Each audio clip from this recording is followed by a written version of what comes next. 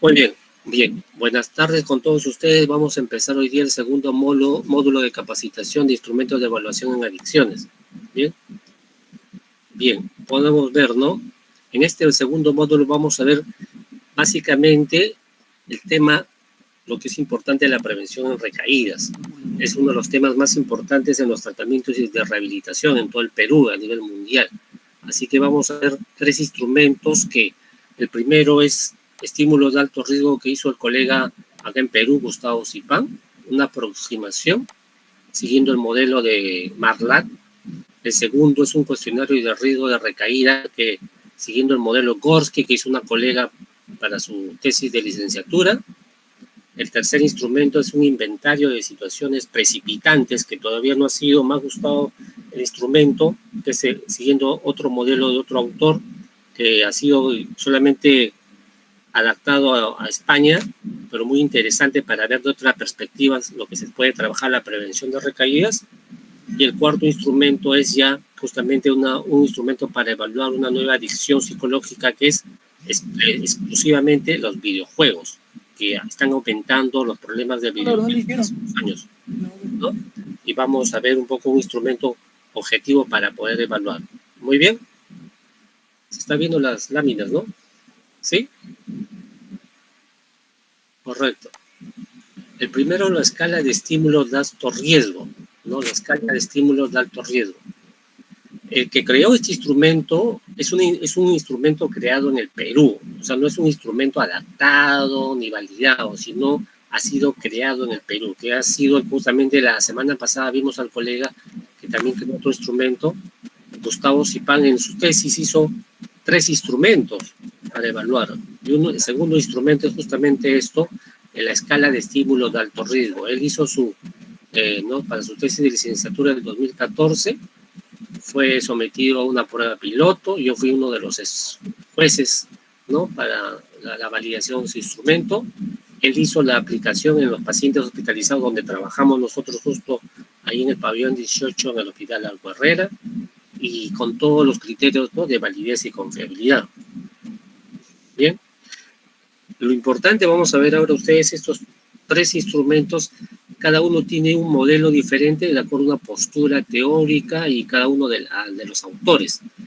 Gustavo Zipán, el instrumento de estímulo de alto riesgo, él para su trabajo de investigación y tesis, él emplea el modelo de Marlat, ¿no? Con Gordon. Marlat es el primer especialista a nivel mundial en adicciones, que es el primero que acuña la palabra prevención en recaídas. O sea, antes de la década de los 80 no hablaban de ningún tratamiento en adicciones de prevención en recaídas, solo era tratamiento, hacer la fase de abstinencia, de desintoxicación, aplicar las técnicas clásicas que hasta la década de los 70, 80 se conocía, pero no era tan importante, no se tomaba en cuenta la prevención en recaídas. Marlat es el primer autor que publica, ¿no? En su libro Prevención en Recaídas, que es el término acuña prevención en recaídas. Y por eso es una autoridad mundial, porque después ha hecho varios libros, artículos científicos, y justamente yo he utilizado todo para Marlat, para mi tesis de licenciatura en la Universidad Cayetano Heredia, ya hace muchos años, donde tuve la oportunidad de tener el libro original, ¿no? En inglés. A ver, ha ingresado otra colega. Sí, José. Estoy contento si no me pica la cabeza. Micrófono, por favor. Estoy contento si no me pica la cabeza.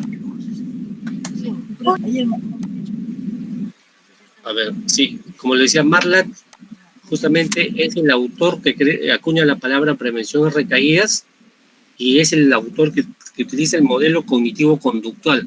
Dentro de los programas de prevención de recaídas, Marlat está en el grupo justamente de terapeutas a nivel mundial. Él ya falleció hace unos años, víctima de un melanoma, pero ha trabajado con muchos investigadores y ha publicado y ha sido coautor de varios libros de investigación en el área de prevención en recaídas, y su último libro con otros coautores justamente fue la terapia de mindfulness en prevención de recaídas. Yo también tengo eso, el taller, que en un momento he hecho talleres de prevención recaída siguiendo el modelo de Marlat y también el modelo de Mindfulness en prevención de recaídas. Bien, ¿qué nos dice el autor? Justamente él plantea que las personas adictas es vulnerable a los estímulos de alto riesgo, ¿no? Él lo llama EAR, estímulos de alto riesgo, o él lo llamó inicialmente SAR, ¿no? Situaciones de alto riesgo. La situación de alto riesgo es una de las que todo especialista y terapeuta tiene que hacer en los grupos de prevención a recaídas, ¿no? Es toda una sesión. Yo cuando hago de prevención a recaídas, un tema es estímulo de alto riesgo, donde se le enseña al paciente, a la paciente, qué son estímulos de alto riesgo y cuáles, y debe conocer el paciente, la paciente, sus estímulos de alto riesgo que pueden generar una recaída. Entonces el autor nos habla de factores personales, ¿no? Como la pérdida de control ante situaciones de riesgo, y estos estímulos de alto riesgo conocemos, ¿no? Que son lugares. Disculpa, ¿pueden apagar su micrófono? ¿Quién está prendido? Lugares, personas y cosas. Es decir, todo eso son tres cosas importantes que se enseña básicamente en prevención de recaídas. Le decimos, las personas que salen de un programa deben evitar ya lugares, deben evitar exponerse a hablar, conversar con personas de riesgo. Y esas o situaciones que podrían generar... Que la acompañe Virval. Que la acompañe Virval. María. Por favor, ¿podrían apagar su micrófono? Está encendido su micrófono. Sí, creo que el colega Jorge Dávila. Jorge Dávila, ¿puedes apagar tu micrófono, Jorge Dávila? Ya, gracias. Listo. Muy bien, vamos a seguir. El modelo cognitivo-conductual de Marlat, ¿no? Que es un especialista reconocido de trayectoria mundial, que yo he estudiado a Marlat y me ha ayudado para mi trabajo de licenciatura y para trabajar lo que es todo el primer modelo de recaída, Marlat. Él justamente nos habla de dos grandes estímulos, ¿no? Estímulos externos y estímulos internos, ¿no? De una manera objetiva. Justamente nos dice Marlat, ¿no? En su modelo de prevención de recaídas plantea que una recaída puede empezar con una toma de una decisión aparentemente irrelevante, ¿no? Él ha puesto estas siglas de ahí, una toma de decisión aparentemente irrelevante. Eso puede derivar en un estímulo de alto riesgo. Y ese estímulo de alto riesgo puede ser el antecedente previo a una recaída. ¿Cuáles son esas tomas de decisiones aparentemente irrelevantes? Puede ser, por ejemplo, una persona que hoy día se ha despertado desanimado, está en su casa, o está en el programa terapéutico y despierta aburrido, desganado, desmotivado, ¿no?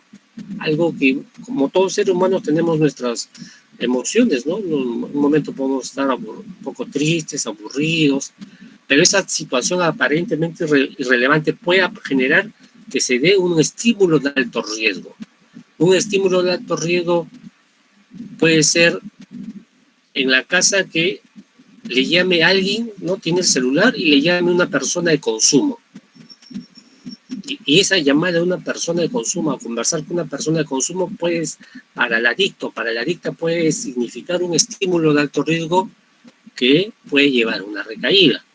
Y entonces, de alguna manera, un poco la explicación que nos brinda Marlat. Por eso en este es su modelo, ¿no? En el modelo de estas situaciones de alto riesgo lo llama SAR, o estímulos de alto riesgo lo decimos ahora, generalmente cuando hacemos la terapia de grupo, pues es toda una interacción porque hay afectos, cómo maneja el afrontamiento, cuál es el nivel de autoeficacia, cuáles son las expectativas de resultado, ¿no? Lo que Marlat considera importante. Y también situaciones ambientales, ¿no? El lugar donde se encuentra la persona, el acceso a la disponibilidad de la sustancia o exposición a señales, ¿no? Básicamente son estos. Marlat nos dice, siguiendo, ¿no?, su explicación de Marlat, nos dice, si una persona no puede afrontar de forma efectiva, o sea, de forma efectiva ante una situación de alto riesgo, no tiene confianza que puede hacer frente a la situación. ¿Y qué va a generar eso? Que su autoeficacia va a disminuir, la autoeficacia ante una situación de riesgo va a disminuir, la persona va a evaluar eso y posiblemente tienda a que se abandone la tentación, es decir, a poder consumir, ¿no? Si no afronta en forma efectiva. lo dice Marlatt. Pero también dice las personas pueden tener respuestas de afrontamiento efectivas, no positivas, es decir, saben manejar las situaciones y van a desarrollar una mayor autoeficacia y como consecuencia va a disminuir la probabilidad de recaída. Por eso lo dice Marlatt, que aquellos que tienen menores respuestas de afrontamiento, ¿no?, o ninguna, van a experimentar una disminución en su autoeficacia y un aumento en las expectativas sobre lo que podría significar volver a consumir para iniciarse un primer consumo que puede generar un consumo posterior y una recaída. Entonces Marlatt es uno de los primeros autores en adicciones en prevención o recaída, nos habla de alguna manera que de acuerdo a cómo afronte la situación una persona, si el afrontamiento es positivo o no es positivo, puede generar que se pueda dar una recaída posterior. ¿Sí? Y justamente acá está, ¿no?, vamos a verlo más grande, justamente en pantalla lo que es en el libro de Marlatt, ¿no?, y lo que explica él, justamente las situaciones de alto riesgo. Aquí está, ¿no? Ante una situación de alto riesgo, como ustedes pueden ver, hay dos caminos. Un camino en la parte superior es una respuesta de afrontamiento efectivo, positivo, y la parte inferior es respuesta de afrontamiento no efectivo. Todos pasamos, cuando enseñamos estímulo de alto riesgo, o lo llama Marlatt inicialmente, situaciones de alto riesgo, ¿alguien ingresado?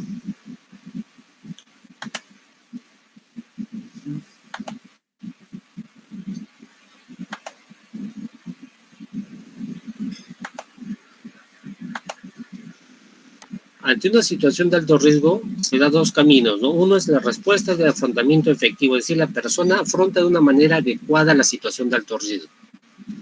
Y puede ser de dos formas, ¿no? Decimos nosotros los que la experiencia clínica es que tomó una mejor decisión frente a esa situación de alto riesgo, ella solo tomó una mejor decisión, o también puede ser que la persona, él o ella, el adicto o la adicta, buscó una ayuda, buscó a alguien que le pueda ayudar frente a ese problema.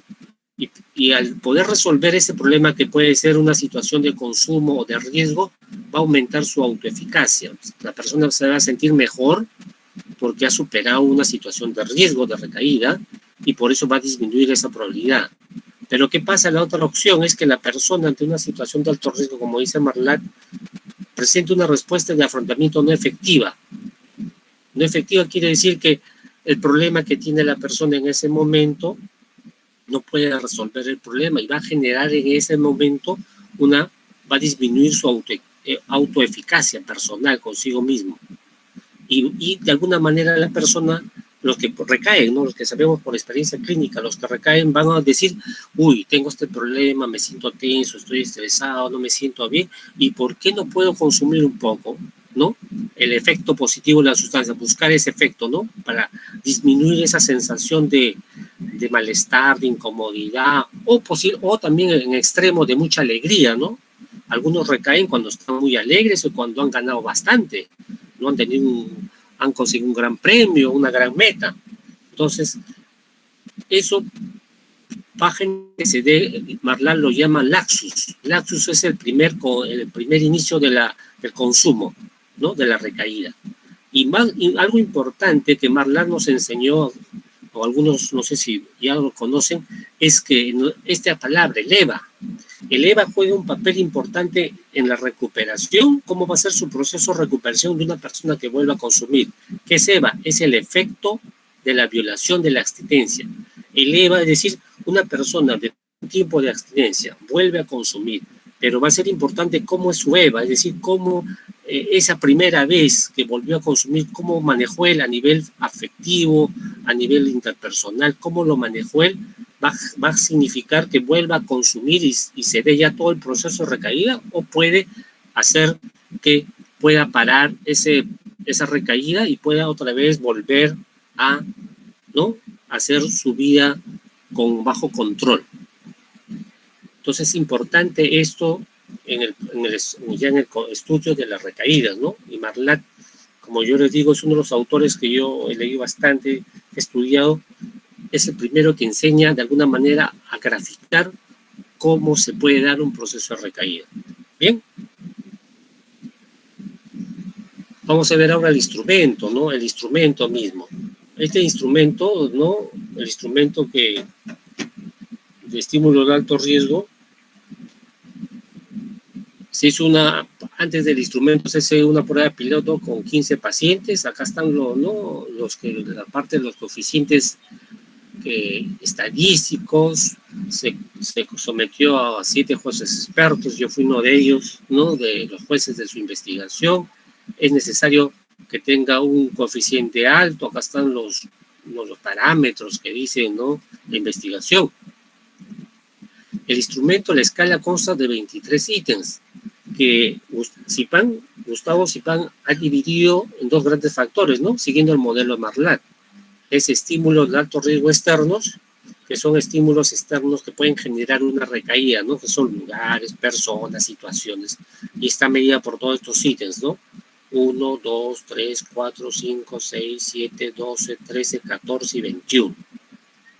Y el otro son los estímulos de alto riesgo internos, ¿no? Es decir, más que todo internos son los estados emocionales, pueden ser negativos o positivos también, pero es estado emocional, está medido por esos ítems, ¿no? 8, 9, 10, 11, 15, 16, 17, 18, 19, 20, 22 y 23. Entonces, esta escala evalúa en 2 grandes, ¿no? Estímulos de alto riesgo, siguiendo el modelo de Marlat. Por eso esta escala, que son 23 ítems que él construyó, porque es propio, es el instrumento peruano, las formas de responder son en desacuerdo, indiferente o de acuerdo, ¿no? 1, 2 y 3. Son las 3 respuestas, ¿no? Para responder el instrumento. Y tiene los puntos de corte, porque es lo importante, ¿no? Los puntos de corte. Recién a partir de 15 se dice que la persona está presentando un estímulo de riesgo bajo. A partir de 24 al 45 presenta estímulo de riesgo regular, y a partir de 46 hasta 69, que es lo máximo de la puntuación, presentaría un estímulo de riesgo alto, ¿no? Ayuda a conocer cómo se da, qué estímulos de riesgo presenta mi paciente. Esto lo puedo tomar una persona que ha ingresado al programa, ¿no? Para conocer, ¿no? En forma más objetiva un poco, para empezar a conocer qué estímulos de riesgo que están provocando su consumo, no han provocado su consumo. Ayuda para empezar a conocer. Y aquí está el instrumento, justamente, ¿no? Este es el instrumento que ustedes mañana en los materiales van a enseñar, que justamente esta escala, los datos personales, y se le pide que marque con un aspa cualquiera de estas 3 posibilidades. ¿Está de acuerdo? ¿No está en desacuerdo? ¿O es indiferente al ítem? Dice acá, encontrarse con amigos consumiendo drogas. ¿Es un estímulo de alto riesgo para él? ¿Está en desacuerdo? ¿Está de acuerdo o le es indiferente? Caminar por lugares donde se consume, ¿no? Se puede cambiar esta la palabra PVC. Caminar por lugares de consumo, ¿para él es algo que es un estímulo de alto riesgo? ¿Está de acuerdo con eso o no está de acuerdo? Tener contacto con personas que trafican drogas, ¿no? Los que venden drogas. Hacer uso desmedido de su sueldo, ¿no? O las propinas. Tener eso, dinero o tener propinas, puede ser un estímulo de alto riesgo para la persona, para el adicto o la adicta. Otro 5, observar en la televisión o internet o periódicos y otros temas sobre consumo de drogas. Eso los puede estimular. Vamos a ver. Alguien.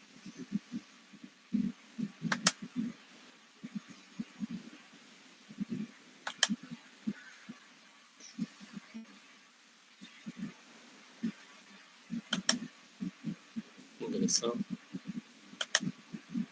Vamos a ir con personas. Listo, vamos a volver. ¿Están viendo el instrumento? ¿Sí? Sí, Doc. Gracias. Sí se ve. Muy bien, entonces vamos a... Número 6, participar en reuniones, ¿no? Donde se consumen sustancias. Hay personas que participan, van a reuniones, no consumen, pero están viendo. Es un estímulo de alto riesgo para él o ella. Tener conflicto con las demás personas. 7. 8. Sentirse presionado por las demás personas. 9. el sentirme triste. 10, el sentirme aburrido. 11, el sentirme ansioso. 12, la muerte de una persona cercana. 13, las discusiones con mi pareja.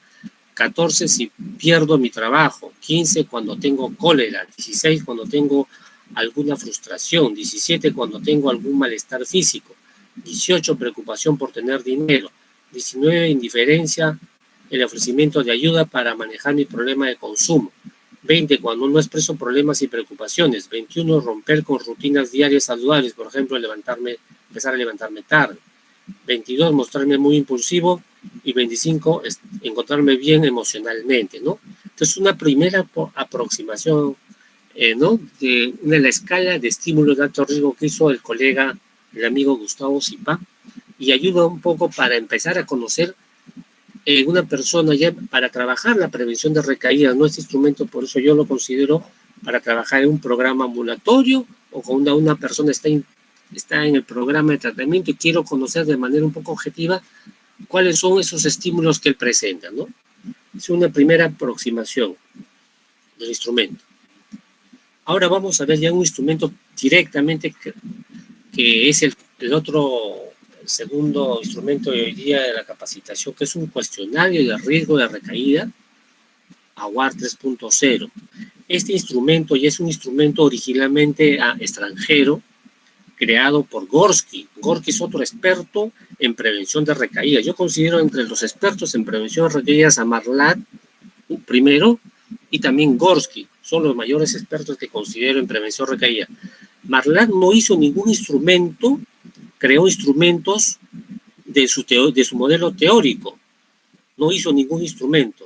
El colega Gustavo Zipán hizo instrumento de escala de riesgo para, de alguna manera, conocer este modelo de Marlatt. Yo construí hace muchos años también un instrumento de recaída desde el modelo de Marlatt, ¿no? A una persona recaída, pero Marlatt no hizo instrumentos. En cambio, el otro autor, otro experto que considero en prevención de recaída, Gorski, sí hizo instrumentos. Y este es justamente un instrumento que creó un cuestionario de riesgo de recaída para ayudar a predecir una eventual recaída, que es muy útil. Y en nuestro país fue validado por una colega, ¿no?, para su tesis de licenciatura, lo que vamos a ver hoy día.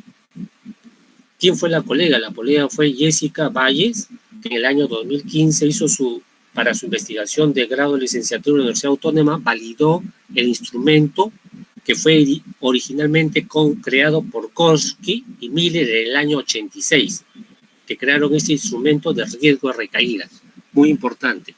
Entonces, la colega Vázquez validó, hizo su adaptación al medio peruano para utilizar el instrumento, que hoy día ustedes lo van a conocer, o algunos, no sé si posiblemente lo han escuchado, el instrumento de cuestionario de riesgo de recaída de Gorski. Muy bien, para conocer un poco a Gorski, ¿no? Gorski, interesante, como le digo, es el otro autor que yo considero el mayores expertos en prevención de recaída. Gorski, que ha ganado premios internacionales a más de una docena de libros, artículos de investigación, y tiene toda una escuela de formación, y considero que Gorski es uno de los expertos en prevención de recaídas que tiene muy interesante el manejo terapéutico y del taller de prevención de recaída, donde yo tuve la oportunidad de participar con un colega de Estados Unidos, donde me brindó la capacitación, un amigo. Interesante lo que es el manejo de la prevención de recaídas. Por eso Gorski, ¿no? Para Gorski la recaída es un proceso, y sabemos eso, todos los terapeutas especialistas sabemos, ¿no? Toda recaída es un proceso. Una recaída no se da en ese momento, en el día, en la hora, en el segundo, sino una recaída se da antes. Y es importante que nosotros como especialistas le enseñemos a la paciente, el paciente, que se dé cuenta de ese camino de recaída que ha empezado, o también a la familia, porque nosotros hacemos prevención de recaídas al paciente, la paciente, y también a la familia, a la pareja, a la persona con la cual está el adicto o la adicta. Por eso nos dice Gorski que es importante que hay señales de alerta. Eso es justamente la prevención de recaídas, descubrir esas señales de alerta que pueden precipitar y pueden llevar a una recaída, ¿no? Estas señales de alerta son problemas que pueden llevar a consumir, ¿no? Estas señales de alerta nos está diciendo acá que pueden ser los estados emocionales, sustancias que pueden generar una recaída. Por eso Gorski, ¿no? El autor hizo su investigación. Gorski, él investiga desde la década de los 70. Desde la década de los 70, en una clínica en Estados Unidos empezó a investigar las recaídas en pacientes, ¿no? En pacientes de múltiples drogas, ¿por qué recaían? Y él hizo una evaluación, una entrevista, y él encontró 37 señales de alerta, ¿no? Que más comunes, más frecuentes en las personas que van recayendo. Pero ya al hacer su investigación, al hacer ya su modelo, construir su modelo de Gorski, él nos habla de fases de recaída, ¿no? Que son ya, que no es motivo del instrumento de acá, porque solamente evalúa cuestionarios, pero les puedo decir que él, en su trabajo de prevención de recaídas, habla de 11 fases, desde una primera fase hasta la fase 11, que es lo que él más ha encontrado. Y justamente cuando yo he hecho los talleres de prevención de recaídas según el modelo de Gorski, muchos de los pacientes en el hospital, en comunidades terapéuticas que me han invitado para capacitar, muchos han identificado de una manera bien directa y rápida y ayuda. Y tengo varios pacientes del hospital que les he entregado el modelo, el programa de prevención de recaídas para identificar, y justamente me dice, doctor, interesante, yo lo leo cada vez. Justo tengo un paciente ahora que está leyendo su separata de prevención de recaídas y le ayuda a identificar en qué momento está ingresando está empezando alguno de los factores de recaída. Por eso Gorski nos señala que la recuperación, acá importante, es un proceso de desarrollo, ¿no? Sabemos que la recuperación es un proceso de desarrollo. Y algo muy interesante, Gorski nos habla acerca de las etapas de la recuperación. Y esto es un poco, contrasta diferente a lo que conocemos con el Prochansky y Clemente, los estadios de cambio. Van a ver cómo Gorski nos habla un poco de los procesos de recuperación. Él nos habla que en todo proceso de recuperación de adicciones hay etapas. ¿Cuál es la primera etapa? La transición, lo llama él, que es caracterizado porque la persona está cansado de sufrir y reconoce la incapacidad de controlar la droga. Está en consumo, ¿no? Pero está sufriendo, porque ya ustedes saben que el consumo, una vez que se vuelve un hábito repetitivo, ya no es tan agradable, como bien dicen los adictos, las adictas, ya no es tan placentero, pero su cuerpo ya se ha habituado a consumir, pero no puede salir de esa etapa de consumo, y para eso necesita un tratamiento adecuado. Otra etapa, Gorski lo llama estabilización. Es el proceso donde la persona dice la recuperación del síndrome de abstinencia. Es decir, acá la persona ya empezó a dejar de consumir, tomó esa iniciativa en forma voluntaria o ingresando a un programa de tratamiento ambulatorio, internamiento. O sea, ya se da la abstinencia. Ya hay un síndrome de abstinencia porque está dejando de consumir. Luego otra etapa llama Gorski recuperación temprana. Es importante. Esto es algo bien elemental, porque cuando ya explica uno la recuperación temprana ya en el modelo de Gorski, ¿no? Pero inicialmente, para conocer qué dice recuperación temprana, aprender a sentirse cómodo con su abstinencia y desarrollar habilidades de afrontamiento ante el consumo. Es decir, la persona va a sentirse bien que está haciendo su abstinencia, ya sea en forma ambulatoria o internado en un programa, y va a desarrollar habilidades. Pero algunos adictos o adictas solamente hacen recuperación temprana, creen que haciendo con recuperación temprana ya han logrado hacer su recuperación y salen del programa de tratamiento, internamiento ambulatorio solo con recuperación temprana. Solo aquellos que hacen recuperación temprana van a recaer, porque faltan más, no han avanzado en los otros procesos de recuperación. Vamos a ver ahora qué nos dice Gorski. Hay otro que es la recuperación media. Él llama que la persona, parte de la abstinencia, que está logrando su abstinencia, no quiere consumir, ha trabajado, ha fortalecido sus relaciones afectivas, ¿no? Es importante, el adicto o la adicta tiene que aprender a superar esos problemas afectivos que ha tenido o sus relaciones afectivas con su entorno. Y eso es Gorski lo llama que esa persona que logre trabajar mejor su lado afectivo ya está en una etapa más superior, que lo llama el recuperación media. Pero aparte, después hay otra etapa que es la recuperación tardía, lo llama un nivel más avanzado.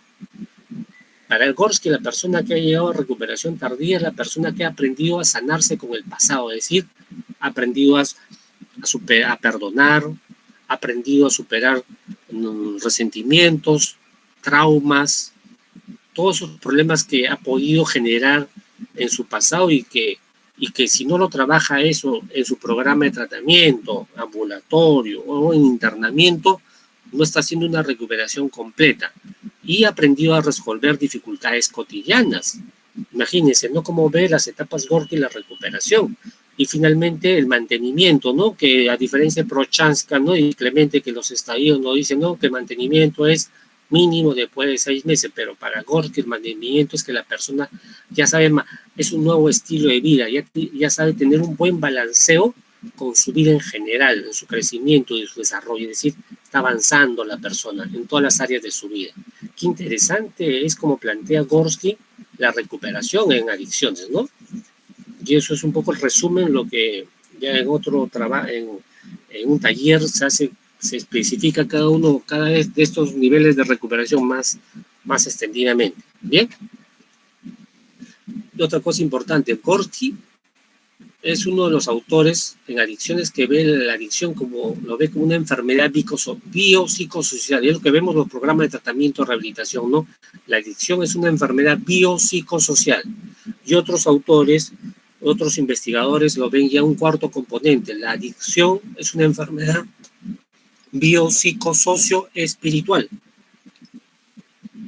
Lo cual yo estoy de acuerdo, porque es importante la parte espiritual también en el proceso de recuperación de las adicciones. Entonces, Gorky concibe la enfermedad desde el punto de vista biopsicosocial, de alguna manera. Y nos habla acá un poco ya de los indicadores, no, las fases para darse una recaída, como nos habla algunos que es inhabilidad para pensar, problemas de memoria, reacciones emocionales, problemas de sueño, estrés. Como dice, este modelo es interesante porque nos explica el proceso de recuperación y analiza la posibilidad de recaída. Y es todo un modelo, ¿no? Si uno ve el modelo de Gorky y las fases de recaída, es muy interesante porque es muy útil y muy clínico para trabajar con los pacientes, las pacientes. Es porque es bien práctico para trabajar, y uno de los mejores modelos que he encontrado para trabajar de una manera práctica un taller de prevención de recaídas. Ahora vamos a ir al instrumento. Como lo decimos, este instrumento fue originalmente construido por Gorky. El nombre se llama el cuestionario AWAR, las siglas en inglés, ¿no? Acá están las siglas, es justamente para ver la recaída.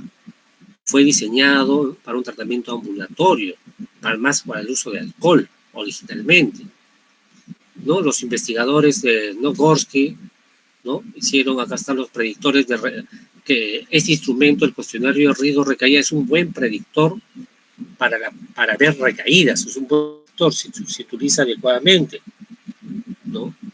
Con análisis, los investigadores perfeccionaron la escala original de Gorky, creó 37 ítems en la versión original, después fue adaptada, ¿no?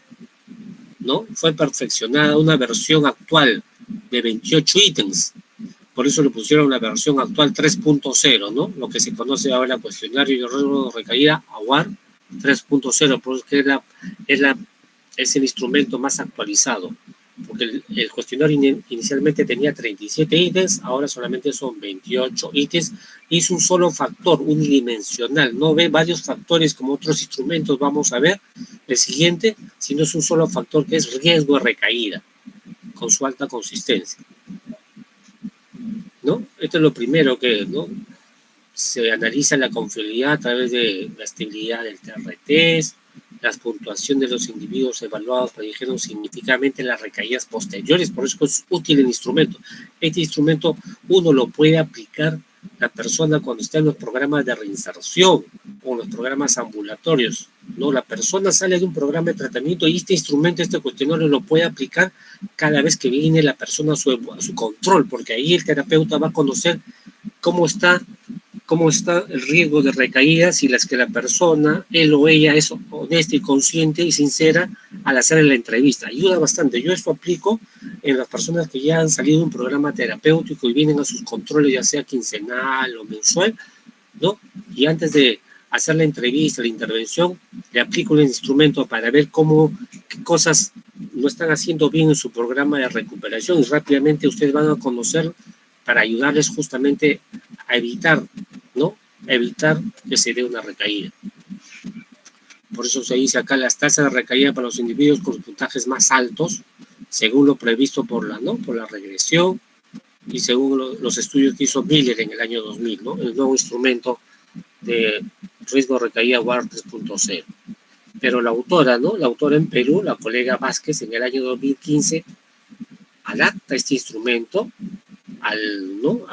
para Perú con validez y confiabilidad adecuada a nuestro país, ¿no? Es lo importante, como decía, hacer una adaptación de un instrumento muy costoso, demanda tiempo, y definitivamente gracias a esta colega y otros colegas que están haciendo sus investigaciones para sus grados, diferentes grados, podemos tener nuevos instrumentos en adicciones. Aquí no, la validez es uno de los constructos, ya los estadísticos, ICANN es uno que utilizan, hay los ¿cómo se llama?, los valores máximos y mínimos. Ella tuvo que hacer, según las observaciones de los jueces, se modificó los ítems 1, 3, 6, 7, 10, 11, 17, 18, 22 y 28. Con respecto a la validez, según prueba de idoneidad, se obtuvo el índice tal que dice, y al final son 28 índices que tienen la validez de contenido, ¿no? La confiabilidad se realiza a través del coeficiente alfa de Coleman, es uno de los coeficientes, y el trabajo que ella hizo fue una población de adictos en un centro de rehabilitación en Lima Sur, y para lo cual interesante de este instrumento que diseñó un baremo. Si ustedes ven y quieren ver en internet, poniendo esta autora y cuestionario de riesgo de recaída, solamente van a ver un poco la parte teórica, ¿no? El instrumento que ustedes lo van a ver hoy día y lo van a tener en sus materiales, pero no están los baremos, cómo evaluar que mi paciente está en mayor riesgo o no está en riesgo de recaída, no. Y yo obtuve el baremo debido a que uno de sus asesores y jueces, que fue un colega mío, que justamente fue uno de sus asesores, que fue que me proporcionó los baremos con su autorización de ella para que yo lo pueda exponer en un curso de capacitación que di hace unos años. Y gracias a ello tengo ese baremo, porque cuando ustedes quieren revisar en internet, no van a encontrar el baremo, van a encontrar a la colega, los datos, no la marco teórico, el instrumento, pero no están los baremos, ¿no? O sea, no lo ha publicado ella los baremos, no es algo personal, pero gracias al colega que tengo mi amistad, me pudo dar los baremos que ustedes lo van a tener. Ese es lo más rico del instrumento, ¿no? Saber en qué nivel está. Bien, la calificación es de tipo Likert, ¿no? Tipo Likert de 1 a 7, donde 1 es nunca y 7 es siempre, ¿no? 2 pocas veces, 3 a veces, 4 relativamente mucho, 5 a menudo, casi siempre 6 y siempre 7. Entonces son escalas de 1 a 7. Por eso la puntuación se obtiene sumando el total de las respuestas marcadas, pero se invierten estos puntajes que dice el instrumento, ¿no? Se invierte el instrumento, el ítem 8, hay que cambiar, ¿no? Al revés.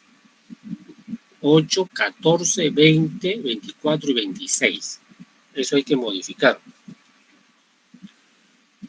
Cuando a uno la sumatoria, la puntuación. Y como dice, ¿no? Cuando mayor sea la puntuación, el individuo reporta más señales de advertencia de una recaída.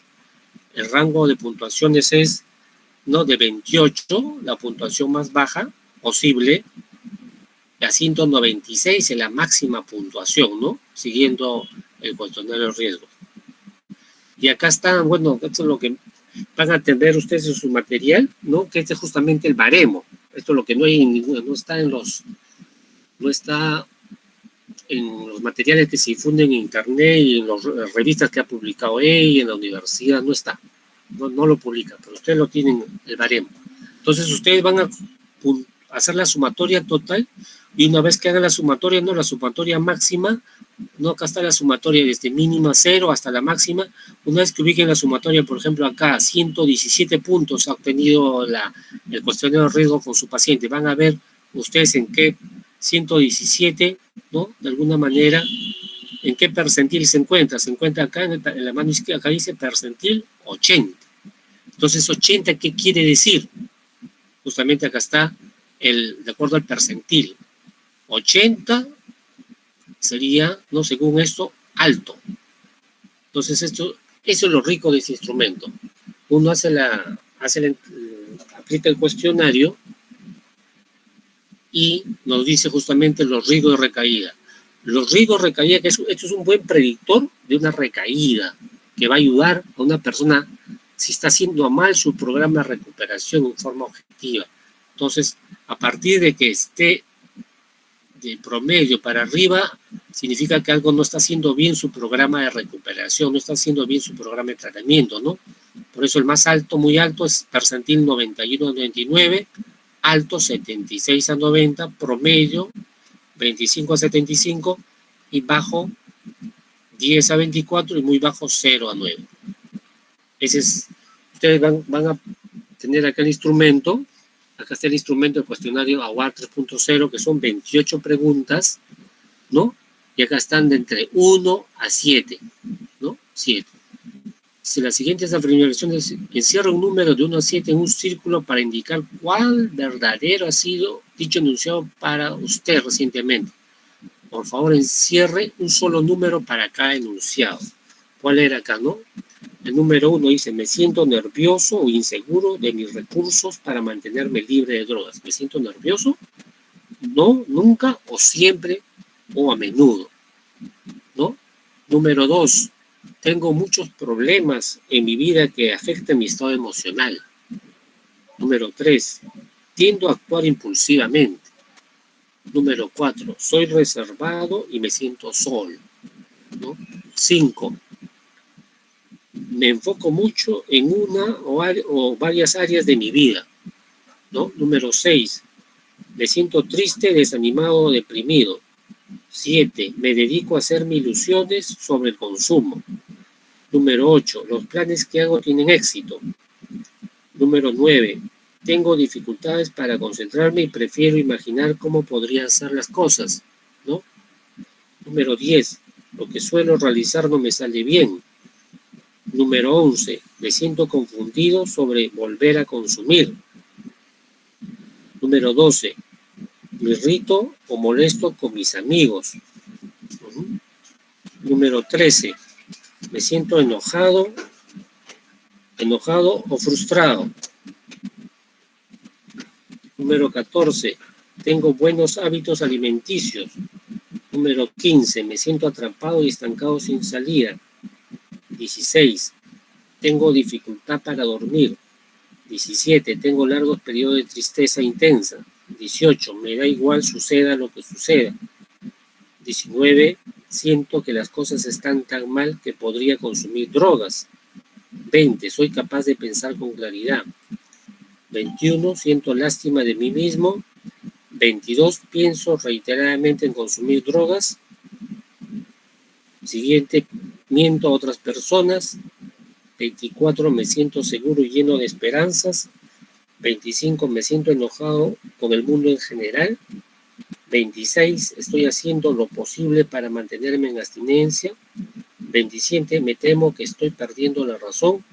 Y 28, estoy consumiendo o tengo deseos de consumir drogas sin control, ¿no? Esos son los 28 ítems. Como ustedes pueden darse cuenta, son ítems que tratan de evaluar a la persona cómo se encuentra él o ella personalmente, ¿no?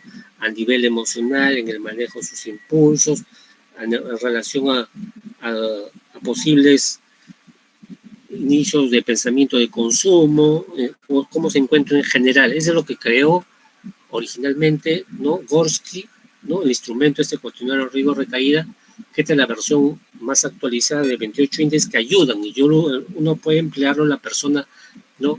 Ya está un programa ambulatorio, o yo como lo empleo una vez salida de alta, se aplica el instrumento para detectar de alguna manera qué áreas, ¿no? La persona no está haciendo bien o está generando un riesgo en su recuperación. Entonces, por eso es interesante. Como vemos, ¿no? Este es otro modelo de ver, ¿no? Justamente la prevención de recaídas en instrumentos según el modelo de Gorski. Habíamos visto anteriormente el modelo de Marlan, ¿no? De una manera más objetiva, bien práctica, no bien específica, cómo evalúa el colega Gustavo Cipán con su instrumento, el primero, la escala de estímulo de alto riesgo. Acá una acá ya Gorsky, ¿no? Que es un especialista que construyó, sí, como lo digo, construyó un instrumento riesgo-recaída. Acá un poco trata justamente de ver aquellas áreas que son importantes y que pueden influenciar en una eventual recaída. Entonces, este instrumento yo lo aplico con las personas que salen de un programa de tratamiento o también con las personas que están haciendo un programa ambulatorio y para ver cuál de estas, ¿no? Cuál de estos ítems o áreas que uno ya conoce el clínico no está avanzando bien, ayuda a conocer. Y como decía, este es un buen predictor de una posible recaída. Entonces, cuando es más alto o está en riesgo, ¿no? Definitivamente el terapeuta tiene que trabajar justamente ya hacer la intervención terapéutica si detecta que su paciente, la paciente está con mucho riesgo de recaída, tiene que ya trabajar, ¿no? Fundamentalmente ya con la familia o también con la paciente, ¿no? Algunos abordajes diferentes para justamente que evitar la recaída. Por ejemplo, tenemos ahí pacientes que están pasando por un síndrome de abstinencia. Ustedes saben, el síndrome de abstinencia es, como dice Marla también es el primero que nos habla de que una cosa es el síndrome de abstinencia, que son las cuestiones fisiológicas que una persona pasa y psicológicas después que deja de consumir, ¿no? Y otros nos habla, Gorsky nos habla de que toda persona pasa un síndrome de abstinencia, lo llama el SALP. SALP se llama síndrome de abstinencia a largo plazo, que son más que todo síntomas conductuales que tiene una persona en recuperación, que puede pasar, que no tiene que ver la parte fisiológica, que es el síndrome de abstinencia típicamente conocido, sino es más un síndrome de abstinencia, ¿no? De conductas, que puede darse en cualquier momento. Entonces hay momentos que hay personas que están con su síndrome de abstinencia que van a requerir que estén unos días aislados en su casa, que no vayan a trabajar, que prefieren que descansen, ¿no? Algunos inclusive piden ir al hospital. En el hospital a veces damos el internamiento a personas que están con su síndrome de abstinencia muy eventualmente, o si está en una clínica, un centro terapéutico que dura 3, 4, 5 días, ese síndrome de abstinencia, en vez de que esté negativo o no esté bien en su hogar, también se puede ir a un lugar, un programa terapéutico, o también aislarse de sus actividades propias. Si está trabajando, ¿no? Si está haciendo alguna actividad, se pide que de preferencia no salga de su casa, que esté acompañado, porque la persona en este momento no está bien en su recuperación, entonces necesita un apoyo, o también bastante comunicación con la familia, con la pareja, con el psicólogo, el terapeuta, el programa terapéutico. Entonces se puede evitar una recaída. Sabemos nosotros los especialistas en la recaída sí se dan, pero sí se puede evitar. Y se puede evitar cuando está detectada a tiempo. Cuando se detecta a tiempo, ¿no? Por eso se llama la prevención recaída. Se detecta a tiempo que la persona no está haciendo bien su programa de recuperación o está faltando algo que está generando que ingrese a algún camino de recaída, si se detecta a tiempo. Y este instrumento ayuda, ¿no? De una manera objetiva para una persona a detectar qué áreas no está haciendo bien él o ella en su programa de tratamiento. Y ya una vez yo aplico el instrumento y luego leyendo el instrumento, haciendo la evaluación, tenemos la entrevista ya no clínica con él o con ella, o también importante con la familia, si soltero o si tiene pareja, para trabajar ya lo que es intervención terapéutica para ayudar a prevenir una recaída. Este instrumento ayuda, ¿no? De alguna manera a tener algunos indicadores más objetivos, y a todo terapeuta les va a ayudar a ustedes a poder mejorar su intervención terapéutica, ¿sí?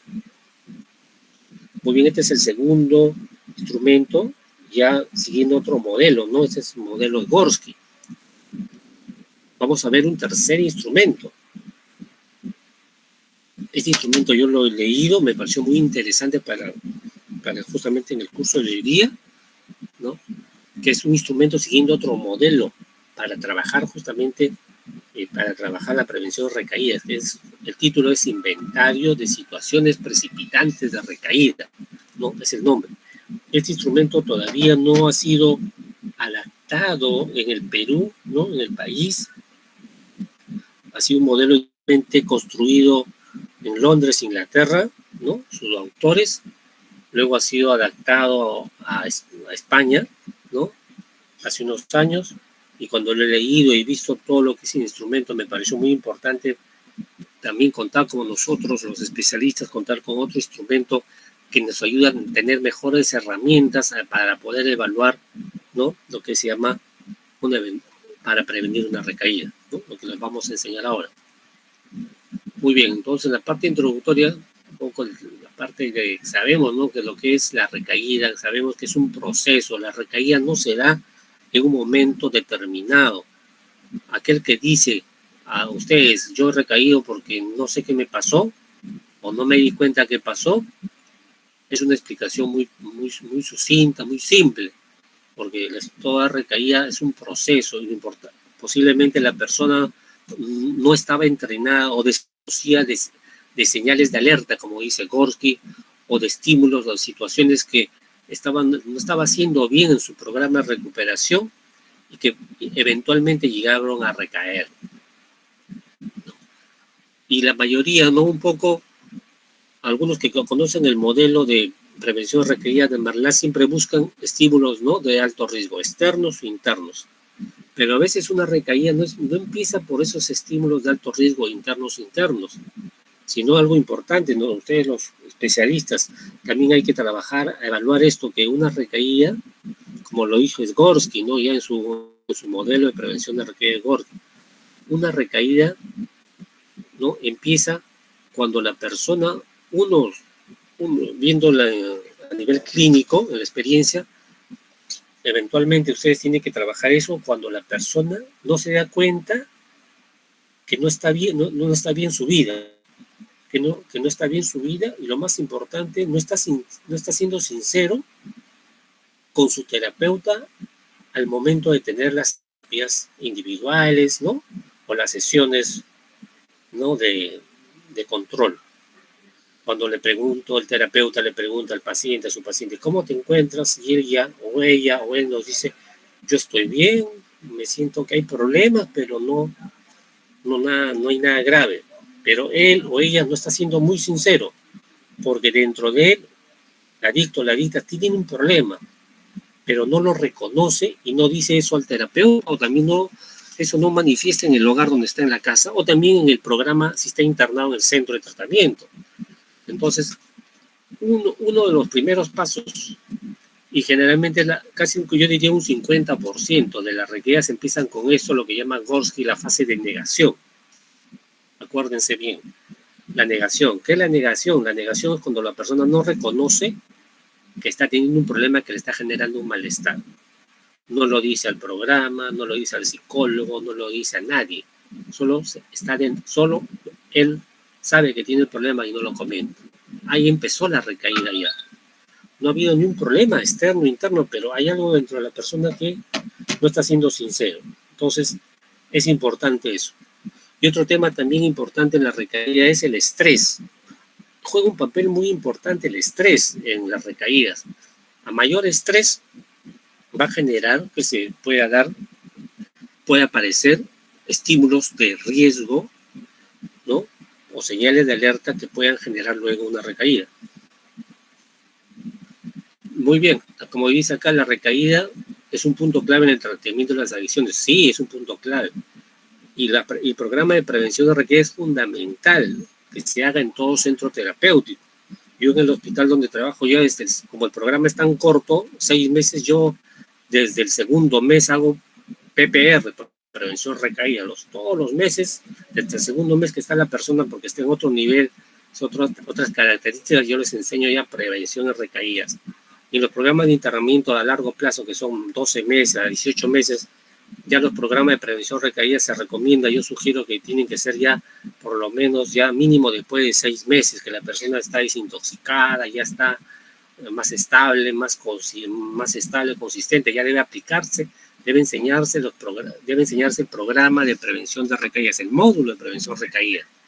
Y en el paciente, nuestro paciente es ambulatorio ya desde el comienzo, ¿no? Un paciente que está en tu consultorio y lo estás viendo en forma ambulatorio, aparte de que estás enseñando las técnicas desadictivas para poder manejar esos deseos, craving, consumo, hay que también trabajar la prevención recaída desde el comienzo con el paciente, la paciente, el paciente ambulatorio, ¿no? Es diferente el afronte.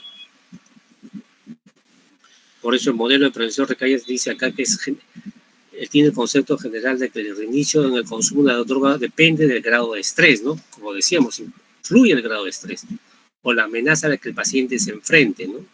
Ya sea con el uso de las sustancias o la respuesta afrontativa, ¿no? Es lo que conocemos ya. Una investigación con respecto a esto al tema de situaciones precipitantes, ya en el año, estudios extranjeros, en el año 2011, acá este autor Wiggins analizó factores de riesgo, tanto dinámicos como estáticos, como en su rol de predictores en el consumo excesivo de alcohol. Él estudió a 1.383 sujetos durante el tratamiento y un año posterior, uno de los estudios más grandes en ese momento. ¿Qué nos dice el autor, no? Él estudió que hay dos factores de riesgo. Hay un factor de riesgo distales y un factor de riesgo proximales, que él estudió en ese grupo grande. Los factores de riesgo distales son la gravedad de dependencia al alcohol, como es grupo de pacientes alcohólicos, algunos otros generales, problemas psiquiátricos pretratamiento, hay algunos que tienen problemas psiquiátricos, y otros la autoeficacia, cada uno del pretratamiento. Y los factores de riesgo proximales, más él lo llama así, acá es importante, el craving, ¿no? La urgencia de consumir, el estrés percibido y el afecto negativo. Y él, en el estudio de más de 1.300 consumidores, él llega a la conclusión, los estudios, que las personas que tenían más alto riesgo de recaída son los que tenían factores de riesgo proximales. Justamente estos son los factores de riesgo proximales, el craving, el estrés, el afecto negativo, ¿no? Entonces es importante y casi se dan las recaídas, ¿no? Las recaídas cuando yo como he trabajado recaídas hace muchos años, he entrevistado desde varias décadas ya en todos los programas de investigaciones de recaídas, justamente un gran grupo de pacientes, no todos, un gran grupo de pacientes es que no saben manejar, no saben afrontar adecuadamente los cravings. Y un gran porcentaje por las cuales vuelven a recaer. Otras personas no saben manejar su estrés, que es motivado por varios factores, ¿no? Pero el estrés en general, el no saberlo manejar el estrés puede desencadenar en que se precipite un estímulo de alto riesgo. Y el afecto, ¿no? Los estados emocionales negativos. Hay algunos que no han aprendido a manejar eso, sus estados emocionales negativos, frustración, de tristeza, como ellos lo dicen. O algunos casos, no es muy general, los estados emocionales positivos de alegría. Son algunos pacientes que sí recaen cuando están muy alegres, cuando han obtenido algún logro. Este instrumento de inventario de situaciones de precipitante recaída, justamente el autor es Lichtman y colaboradores. En el año 83, que ellos crearon este instrumento en la unidad justamente de investigación en adicciones en Londres, crearon un inventario de situaciones de precipitante de recaída. Pero fue creado para el grupo de personas con pacientes con diagnóstico de alcoholismo. Pero después, cuando fue adaptado a España, fue adaptado ya para todas las sustancias, que es algo muy importante, ¿no? Que se debe hacer un instrumento en adicciones. ¿No? El inventario consta de 25 ítems, se ha respetado la adaptación, los 25 ítems, evalúa 4 justamente, ¿no? Evalúa la determinada de peligrosidad de ella y 4 categorías, ¿no? En 4 dimensiones, 4 factores lo llaman. Estos autores inicialmente recomiendan que esto es bueno el instrumento para utilizar al inicio del tratamiento, claro. Este instrumento se puede emplear desde el inicio del tratamiento ambulatorio o también desde el inicio del tratamiento de un programa terapéutico, pero con la salvedad que la persona esté en condiciones, esté motivado para responder el instrumento, ¿no? Para responder el inventario. Es importante eso.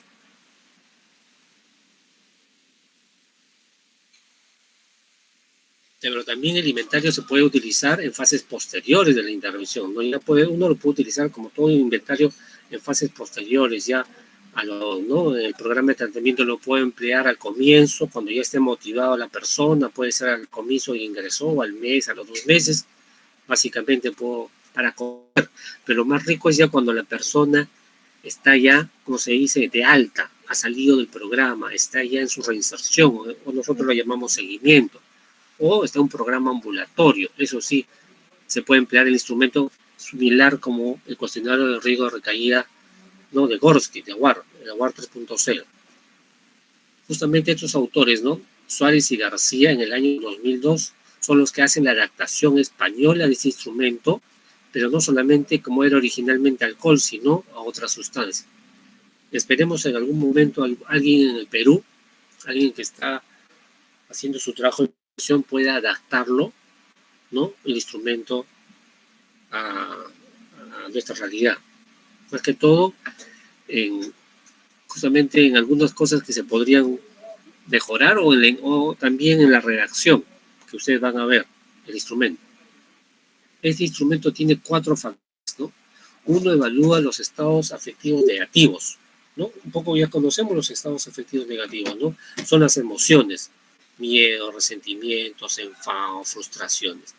Y esto sí, en este instrumento está evaluado por estos ítems: 4, 7, 8, 9, 10, 15, 16, 17, 20, 22, 23, 24.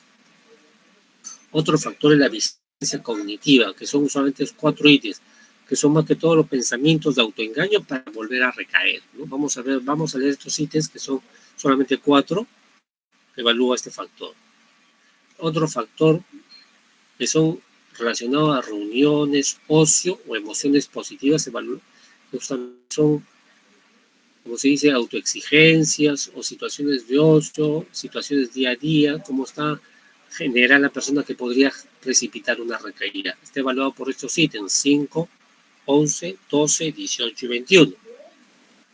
Y el último factor es los estímulos previamente relacionados, ¿no? Inicialmente era con la bebida, porque este instrumento fue con alcohólicos, pero ahora se encontró las sustancias, que son recuerdos positivos, tanto internos, emociones y pensamientos en relación al posible consumo, ¿no? Que son los ítems 1, 2, 3 y 14.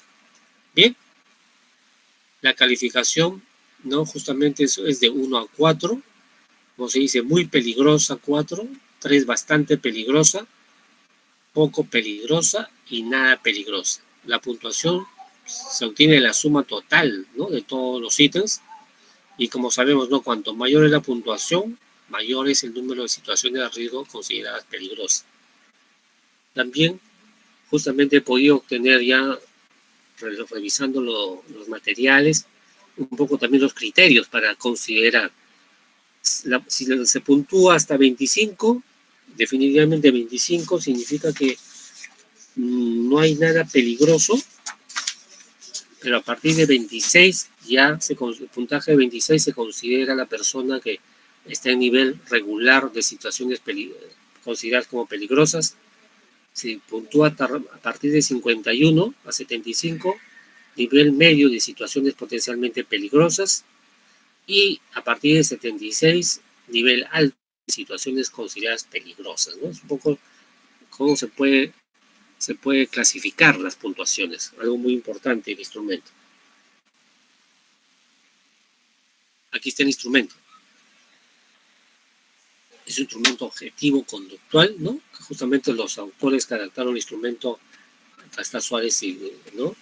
El año 2002. Acá dice, aquí hay algunas situaciones en las que estar en ellas sin consumir puede resultar peligroso para algunas personas. Quisiera saber cuáles pueden ser peligrosas para usted. Eso se le pregunta. Hay 4 categorías: muy peligroso para usted, bastante peligroso, poco peligroso o nada peligrosa. Escoja la opción que exprese mejor sus sentimientos acerca de las situaciones que usted crea que le pueden resultar peligrosas. No hay contestaciones correctas o equivocadas, solo se quiere conocer lo que siente usted, ¿no? Y ahí está las 25 preguntas. Vamos a leerlas, ¿no? Dice: 1. cuando pasa por un bar o un lugar donde venden drogas, ¿es muy peligroso para usted? ¿Es un riesgo para usted? La persona va a decir sí, muy peligroso, poco peligroso, ¿no? Número 2, cuando está con otras personas que están consumiendo, ¿no? ¿Hasta qué punto es peligroso eso? 3, cuando piensa que a nadie le importa lo que le ocurre. 4, cuando se siente tenso o tensa. 5, cuando tiene que conocer gente, personas nuevas. 6, cuando empieza a pensar que solo una dosis, bebida o puré no le causará ningún daño, ¿no? Es español. Falta mejor. Si se cambiaría en Perú, se tendría que utilizar otra palabra. 7, cuando se siente deprimido o deprimida. 8, cuando tiene problemas en el trabajo o en el colegio, ¿no? Otra actividad. 9, cuando se siente injustamente ¿no? Cuando se siente injustamente regañado. Ese está corregido en el material. Número 10, cuando tiene miedo. 11, cuando está de vacaciones. 12, cuando está contento o contenta con todo. 13, cuando tiene dinero para gastar. 14, cuando recuerda los buenos tiempos en que consumía. 15, cuando hay riñas y peleas en su casa. 16, cuando está llena de resentimiento. 17, cuando se siente irritable. 18, cuando está en una reunión de trabajo o de colegio. 19, cuando empieza a pensar en que no está realmente atrapado o atrapada por la droga. 20, cuando siente que se está poniendo muy enojado o enojada. 21, cuando hay ocasiones especiales como la Navidad o cumpleaños, son situaciones de mucho riesgo, mucho peligro. 22, cuando empieza a sentirse frustrado o frustrada y harto o harta de la vida. 23, cuando se siente cansado o cansado. Y 24, cuando se siente disgustado o disgustado por otra persona que lo ha abandonado. Y la última, 25, cuando ya ha tomado alguna bebida o consumido alguna sustancia, ¿no? Cuán peligroso es. ¿Se dan cuenta, no? Es otro instrumento de evaluación, también de prevención recaídas. Esto siguiendo estos modelos, otros autores, que ayudan también a tener una mejor herramientas para evaluar justamente, ayudan a evaluar la prevención recaídas. Con esto he querido mostrar a ustedes 3 instrumentos que se pueden emplear para trabajar la prevención de recaídas, ¿no? Empezando por el instrumento del colega Gustavo Zipán, que validó, construyó ese instrumento un poco siguiendo el modelo de Gorski acá en el Perú, y luego 2 de los autores más importantes, ¿no? Que tenemos justamente, el otro es Gorski, que hizo el cuestionario de recaída, y este otro instrumento, el inventario de situaciones precipitantes, que justamente es un instrumento que ha sido adaptado en España, que es otra forma de abordar también las situaciones precipitantes requeridas, y lo importante es que acá podemos ver los factores que podemos encontrar, ¿no? Y lo que ayuda a conocer, y cualquiera de los instrumentos puede ayudarnos a tener un mejor, nosotros los terapeutas, los especialistas, ayudan estos instrumentos a tener un mejor abordaje y un mejor conocimiento para conocer a nuestros pacientes, ¿no? Y ayudar a conocer qué áreas de su vida o personalmente, cómo están avanzando, cómo están trabajando, qué están encontrando. Sin base a eso, podemos ayudar. Justamente el objetivo de estos instrumentos es en base a los objetivos de los instrumentos, ayudar a predecir una posible recaída. Es importante. Entonces, una persona que está empezando a trabajar en el campo de las adicciones, o ayuda en los programas ambulatorios o los programas de reincidencia o seguimiento, siempre yo aconsejo aplicar estos instrumentos que van a importantes siempre y cuando la persona sea sincera, ¿no? Siempre les digo eso, tiene que ser sincero, honesto la persona al momento de aplicar el instrumento, porque de nada vale que no es sincero, y no vamos a encontrar resultados que no son fiables, ¿no? Que no nos van a ayudar realmente para trabajar y para conocer la persona cómo se encuentra. Entonces, ayudan los instrumentos a tener un mejor punto de vista, un mejor campo, pero fundamentalmente yo siempre le digo a los clínicos, lo importante también es la entrevista clínica, aprender a entrevistar al paciente, a la paciente. Es importante la entrevista clínica, la empatía que tenga el terapeuta con su paciente, es importante. Bien, Después de ver estos instrumentos de prevención de las recaídas, vamos a ver, para terminar el módulo de hoy, justamente ya con las adicciones tecnológicas, ¿no? Que están aumentando cada vez más, y más aún en estos tiempos de hace ya unos años, ha aumentado las nuevas adicciones tecnológicas y más ha aumentado en este tiempo de pandemia, ¿no? Vamos a ver uno de esos instrumentos, que es justamente los videojuegos. Los videojuegos han aumentado bastante, ¿no? En estos años, y más aún por el tiempo de la pandemia, le decimos. Y hay instrumentos que permiten, ¿no? Ahora sí hay instrumentos, para evaluar adicciones psicológicas. Hay instrumentos que permiten evaluar en forma general, que vamos a ver la próxima semana. Un instrumento de forma general puede ver las adicciones, ¿no? A redes sociales en general, y hay instrumentos específicos para evaluar adicción a algo. La semana pasada vimos el test de dependencia al móvil, ¿no? Que se conoce así en España, ¿no? Es el mismo nombre que se ha puesto a los celulares. Y ahora vamos a ver el test de dependencia a los videojuegos, otro instrumento específico para evaluar adicción o no tienes adicción a los videojuegos. También tenemos otros instrumentos de adicciones psicológicas o comportamentales, ¿no? Que ya se han construido en Estados Unidos, en Europa, y también ya se han validado acá en Perú. Hay otros instrumentos para evaluar específicamente una adicción tecnológica, ¿no? Que hay otro que es el Facebook, ¿no? Hay un instrumento de evaluación tecnológica solamente para el Facebook. Así cada vez más se van haciendo ¿no? Los instrumentos más específicos.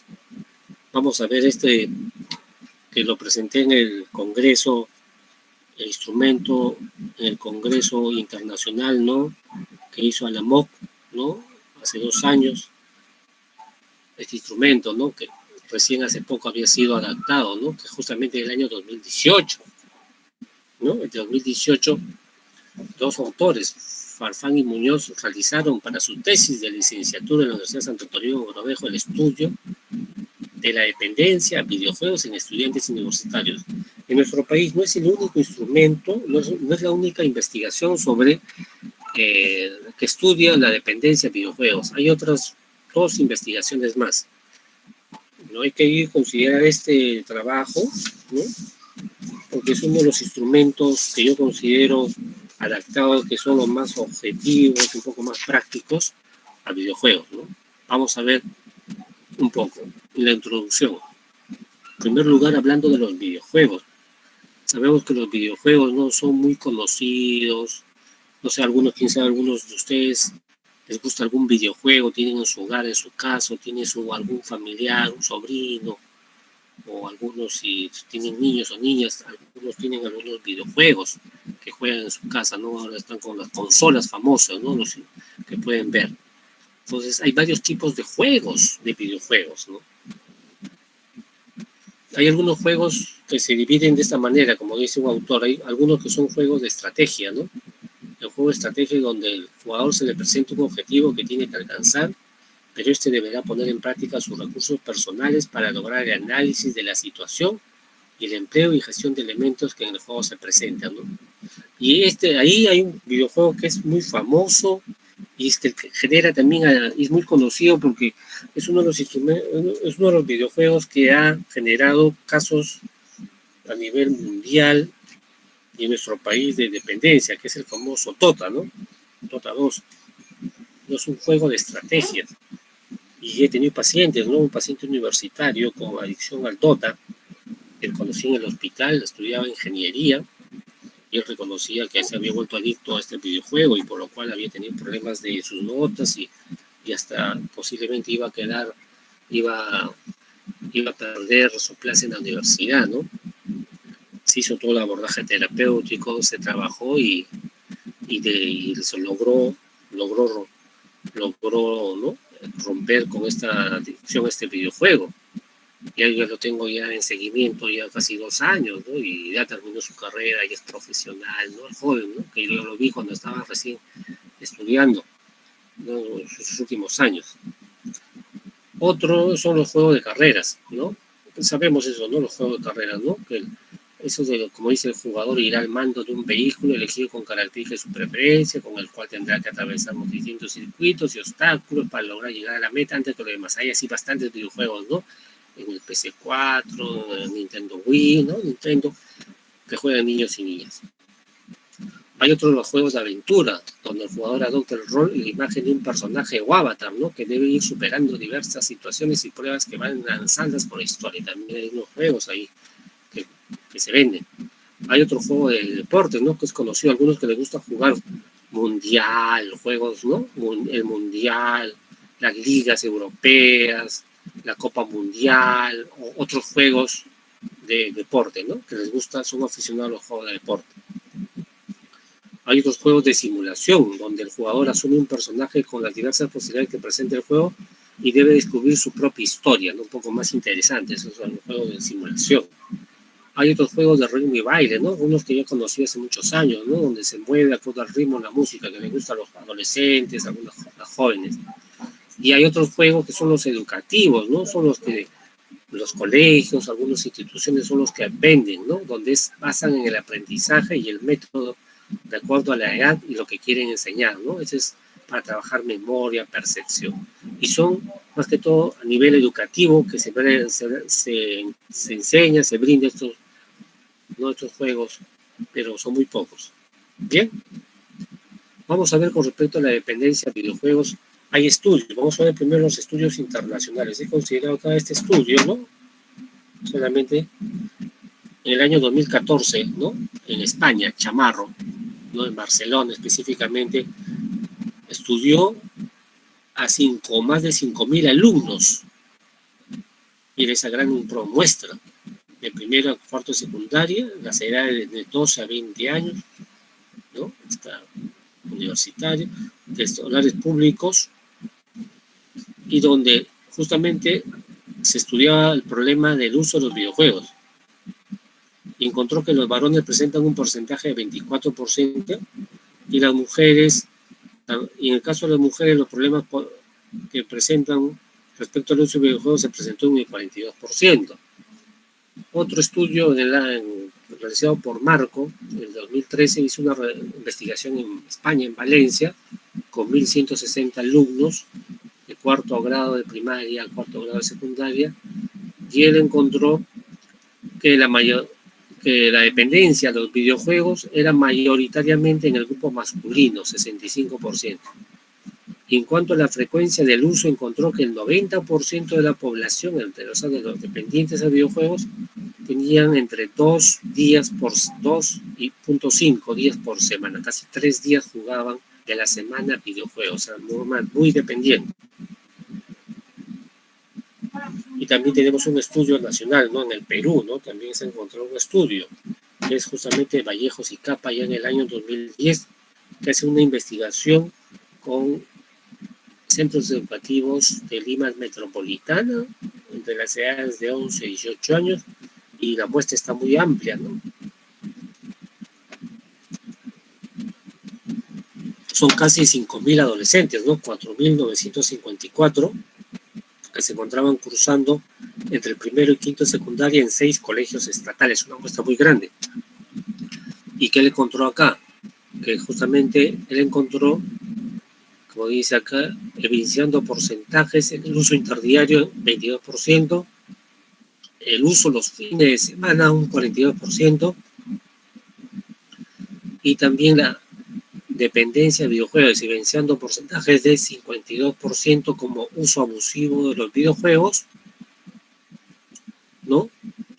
Otro 25% de uso común y 22% de dependencia. O sea, en toda esa muestra encontró que en los colegiales había un 22% que se podía catalogar de dependientes a videojuegos, ¿no? Muy importante. Estos son uno de los estudios nacionales. Ahora vamos a ver, ¿no? El instrumento, justamente el instrumento.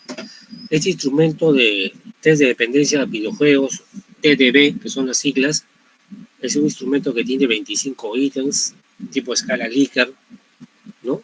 Y mide 4 dimensiones. Mide justamente abstinencia, abuso y tolerancia, problemas ocasionados por los videojuegos, Y la cuarta dimensión, dificultad en el control. Este instrumento fue inicialmente validado en Valencia, ¿no? El instrumento original, por 631 estudiantes. Pero acá en el Perú, para su tesis de licenciatura, acá los colegas hicieron un proceso de estandarización que fue hecho en la ciudad de Chiclayo, con 100 estudiantes mínimo que se necesitan para una estandarización, y lograron significativamente obtener la validez y confiabilidad que es adecuada, ¿no? Que para ser considerado un instrumento válido y confiable tiene que pasar mínimo un 0.6. Después del 0.6 se dice que ese instrumento es válido y confiable, ¿no? Y tiene los términos, qué significa validez y qué significa confiabilidad.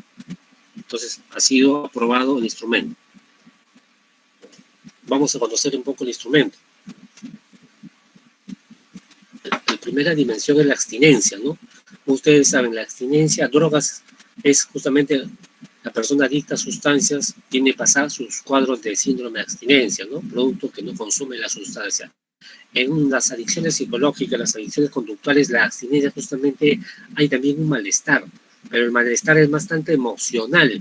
En las adicciones psicológicas no hay malestar fisiológico, que sí sea en la sustancia, producto de las sustancias. En las adicciones psicológicas, a las adicciones comportamentales, el malestar es más emocional, es más psicológico, ¿no? Pues la persona no puede estar conectado, en este caso, a su videojuego. Hay un malestar, un estado emocional negativo la persona, por no estar conectado a su videojuego, por no jugar. A veces pasa eso en casa, los padres lo guardan o lo restringen y presentan su síndrome de abstinencia, la abstinencia que se llama según el DSM. Y en este instrumento está evaluado por varios sitios, ¿no? En el instrumento que vamos a ver ahora, que es de dependencia, están evaluados por los ítems 3, 4, 6, 7, 10, 11, 13, 14, 21 y 25. El segundo dimensión es el abuso y la tolerancia al videojuego. Justamente el creador de este instrumento es Cholis y Marcos, son, ¿no?, profesionales españoles que crearon un instrumento de test de dependencia del videojuego, y lo cual acá los colegas peruanos para su tesis, ellos adaptaron, ¿no?, con los criterios que se recomiendan para una tesis. Ellos justamente nos dicen con respecto a esto, los autores del instrumento, que el abuso y la tolerancia se refiere al uso progresivo de las horas del uso de los videojuegos. Es así, ¿no? El adicto a las nuevas tecnologías va a aumentar el uso de las horas conectadas a ese dispositivo, ¿no? Al celular, al reloj, al WhatsApp, al Facebook, en este caso, a los videojuegos, va a aumentar el tiempo. Lo normal de 1 a 2 horas, que juegue 3 horas, el adicto a videojuegos puede estar horas y horas toda la noche jugando. Como se ha visto, hay alumnos que antes de pandemia, en vez de irse a la universidad, se iban a las cabinas para jugar y dejaban de ir al colegio, dejan de ir a la universidad, engañan a sus padres, y uno se da cuenta al final cuando hay cursos desaprobados o llamadas de atención del colegio, que el hijo no va al colegio, no va a la universidad. ¿Qué está haciendo el hijo, esa hija? Está en una cabina o está jugando con sus amigos, sus amigas. Según el DSM define la tolerancia como no, ahí dice la necesidad de tener contacto progresivo, un aumento con el elemento, en este caso el objeto que es el videojuego. Cada vez va a necesitar mayor cantidad de uso de tiempo, ¿no? Esa es la tolerancia en los videojuegos, en todas las adicciones psicológicas. Y solo está evaluado por estos ítems: 1, 5, 8, 9 y 12, ¿no? La tercera dimensión es los problemas ocasionados por los videojuegos. Y acá ya evalúan muy bien acá los autores qué problemas ocasionan los videojuegos esta joven en su vida. Y acá nos dicen los autores que son los conflictos que presenta la persona por estar jugando. Y son los conflictos interpersonales, porque puede ser que empiece a tener problemas en su trabajo, si está trabajando el joven o el profesional, porque está más conectado, no está cumpliendo su labor y está conectado al videojuego, o aquel estudiante que está estudiando y no cumple con sus tareas, también tiene problemas en su vida social porque ya no participa con sus amigos, o a nivel familiar no participa en las reuniones, o esas aficiones que tenía antes, otras aficiones, la música, el jugar, otras actividades deja de realizar por estar a los videojuegos. Y a nivel individual propio puede aparecer una pérdida de control, ¿no? Por estar dedicados a los videojuegos. Muy importante esta dimensión. ¿Y qué ítems miden esto? El 16, 17, 19 y 23. Y la última dimensión es la dificultad para el control. Los mismos autores, ¿no?, que nos dicen que ellos crearon este instrumento, Choliz y Márquez, la incapacidad que tiene el sujeto para manejar conducta compulsiva. O sea, tiene problemas de manejar su conducta compulsiva. O sea, manejar el poder controlar, jugar. Lo cual conlleva que, debido a ese problema de falta de control, la persona tenga que hacerlo en lugares inadecuados, ¿no? Un lugar inadecuado puede ser, está la reunión en casa de la familia, él o ella está jugando videojuegos ahí en la sala. No puede dejar de jugar y de que participa en la reunión social. O se va a su cuarto, donde tiene su consola, su videojuego, y se pone a jugar y no participa en la reunión social. No tiene control de poder decir alto, stop, o no dejar de jugar, ¿no? Como se dice acá, no evalúa la prudencia de su comportamiento, está absorto en el juego, totalmente, pierde control en relación a los videojuegos. Está evaluado por 4 ítems, ¿no? 16, 17, 19 y 23, ¿no? Como vemos en este instrumento, estas 4 dimensiones ayudan a ver en qué área el joven, la joven está presentando problemas con los videojuegos. La calificación, estamos en la parte final, son ponderados de 0 a 4, totalmente en desacuerdo 0, un poco en desacuerdo 1, neutral 2, un poco de acuerdo 3 y totalmente de acuerdo 4, ¿no? Son las calificaciones. Y lo bonito acá del instrumento que sí hay un baremo, ya los que han hecho la investigación y lo han publicado y logrado conseguir en otras publicaciones, es saber hay o no hay dependencia de videojuegos, porque hay personas que juegan normalmente un tiempo y no son dependientes. Evaluar, ¿es mi hijo, es mi hija o es esta joven, el joven dependiente de videojuegos? Hasta acá, una vez respondía el test, se suma, se hace la sumatoria, en base al puntaje se obtiene. Si la persona tiene de menos de 40 puntos, no tiene dependencia al videojuego, simplemente tiene problemas con los videojuegos, podemos decir clínicamente. Si la persona ya puntúa de 40 puntos a 60, ya hay una dependencia leve. Si puntúa de 60 a 80 puntos, ya hay una dependencia moderada. Y tiene una dependencia severa si tiene de 80 a 100 puntos. Entonces, este instrumento es bueno, es rico, porque nos ayuda a precisar objetivamente si tiene o no tiene dependencia al videojuego, ¿no? Y aquí está, para finalizar, el instrumento, ¿no?, que crearon justamente los autores Choliz y Márquez, españoles, y ha sido adaptado a la realidad, ¿no?, adaptado para Perú, ¿no? Más que todo la adaptación es en la parte de validez y confiabilidad. Acá dice, son 2 formas de presentación del instrumento. La primera, la parte superior dice, indica en qué medida estás de acuerdo o en desacuerdo con las siguientes frases sobre el uso que haces de los videojuegos. Toma como referencia la siguiente escala, ¿no? Totalmente en desacuerdo, 1 un poco en desacuerdo, 2 neutral, 3 un poco de acuerdo y 4 totalmente de acuerdo, ¿no? Hay 14 ítems la primera. La número 1 dice, juego mucho más tiempo que los videojuegos ahora que cuando comencé. 2, si no me funciona la videoconsola o el PC, pido prestada a una familia o amigos. Me afecta mucho cuando quiero jugar y no funciona la videoconsola o el juego. 4, cada vez que me acuerdo de mis videojuegos tengo la necesidad de jugar con ellos. 5, dedico mucho tiempo extra con los temas de mis videojuegos, incluso cuando estoy en otras cosas. 6, si estoy un tiempo sin jugar me encuentro vacío y no sé qué hacer. 7, me irrita o me enfada cuando no funciona bien el videojuego por la videoconsola o el PC. 8, ya no es suficiente para mí jugar con la misma cantidad de tiempo que antes, cuando comencé.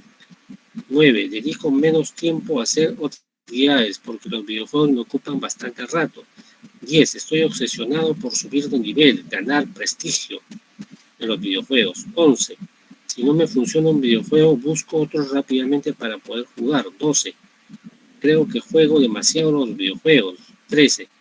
Me resulta muy difícil para cuando comienzo a jugar, aunque tenga que dejarlo porque me llaman mis padres, amigos, o tengo que ir a algún sitio. Y 14. Cuando me encuentro mal, me refugio en mis videojuegos. A ver, un momento. Vamos a ver. Listo.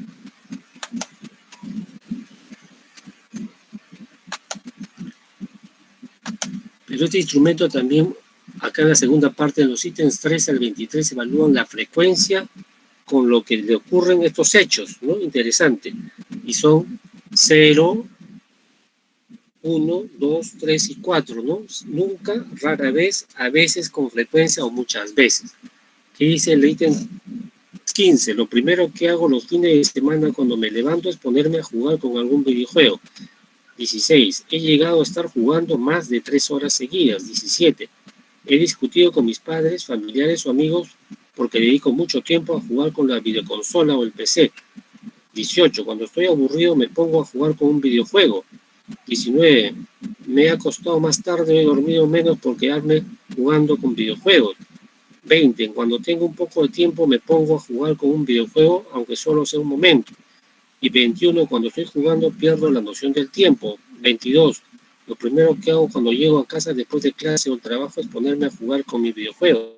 23, he mentido a mi familia o a otras personas sobre el tiempo que he dedicado a jugar. Por ejemplo, decir que he estado jugando media hora cuando en realidad he estado más tiempo. 24, incluso cuando estoy haciendo otras tareas en clase con mis amigos estudiando, pienso en mis videojuegos, cómo avanzar, cómo superar alguna fase o alguna prueba. Y el ítem 25 final, cuando tengo algún problema, me pongo a jugar con algún videojuego para distraerme, ¿no? Justamente con eso, son esos 25 ítems y que, como digo, lo rico del instrumento es que tiene un baremo para determinar si el joven o la joven presenta o no presenta dependencia o en qué nivel de dependencia leve, moderado, severo presenta los videojuegos. Con este cuarto instrumento, ¿no? Estamos terminando la capacitación el día de hoy del curso de instrumentos de evaluación en adicciones. Agradezco a todos y mañana les voy a enviar, espero que, no, voy a esperar la grabación para enviar, a ver si se puede enviar, pueden tener la grabación. Y de todas maneras mañana les voy a enviar también el PPT, ¿no? El PPT que hoy día les he presentado a todos ustedes, les voy a enviar el PPT, más los materiales de los instrumentos que hoy día se ha capacitado. Con esto estamos terminando esta segunda capacitación el día de hoy. Si algún momento alguien de ustedes, alguna pregunta, alguna interrogante, me hace saber, ¿no? Tienen ustedes mi número, un momento para yo poderles, ¿no?, responder a sus inquietudes. Agradecerles a todos ustedes y con esto estamos terminando la capacitación el día de hoy. Bien.